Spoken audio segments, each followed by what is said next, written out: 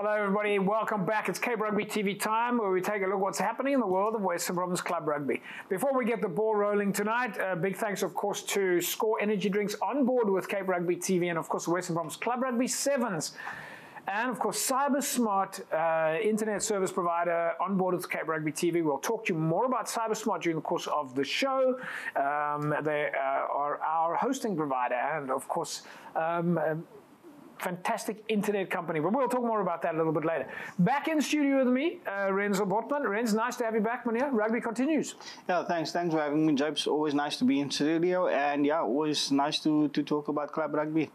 And joining us back in studio, and it's not the first time, he's no stranger to Cape Rugby TV, old favourite, Dylan Freiling. Dylan, nice to have you back, Meneer. Thanks for having me, JP. It's good to be back. And I see that you're proudly wearing your False Bay shirt. Yeah, of course. You always got to represent the club you're for. It's definitely a home away from home for me. I trust that you're going to be able to be as neutral as possible tonight.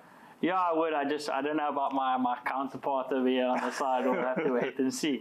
Yeah, I'm waiting, Renz, to see how many times you guys can mention False Bay and mention Hamilton's. From a Bay perspective, I mean, you guys been doing a lot of awards. You're busy with a lot of activities still behind the scenes. Yeah, we've just started our little pre-season, if you could call that. We've been going to CrossFit for the last couple of weeks, and we've had 3 field sessions, so we're doing twice a week, and we've got 2 weeks left, and then we go on a nice Christmas break. So I think probably you guys have been doing pre-season though. I mean, you know, I know when we had Jono on the show so many times over the years, CrossFit was the shift from the field side of things, and you really got the guys going steadily to the gym side of things. Yeah, so last year we obviously with the whole changing of other coaches and things like that, and a lot of young players coming up, we kind of shifted to a lot of time on task on the field. A few new things that the coaches want to implement, which I think did work very, very nicely. So yeah, this side of things now in this pre-season, we've kind of gone back to the whole strength and conditioning side just to get guys ready for what's coming along in 2025. Renz, if we go to you from a False Bay versus Hamilton's scenario, is there any sort of friction between you guys here, or is it a question of it was just another good team to be playing against? No, it's, you know, you enemies on the field, yeah, but always friends off the field, Job. So you know, off the screen, off the field, there's always a lot of chatter going on. Always good, you know, talks about what happened during the season, who's moving where, who's doing what. So yeah, definitely not enemies today.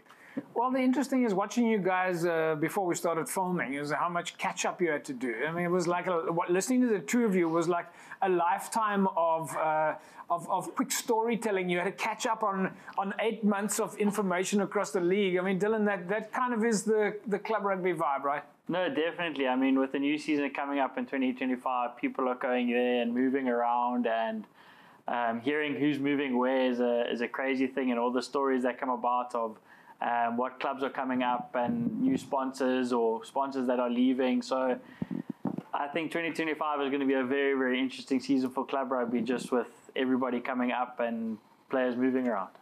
Right, folks. Let's go for you to highlights of the games, of course, from City Park. This was UWC against Franschhoek.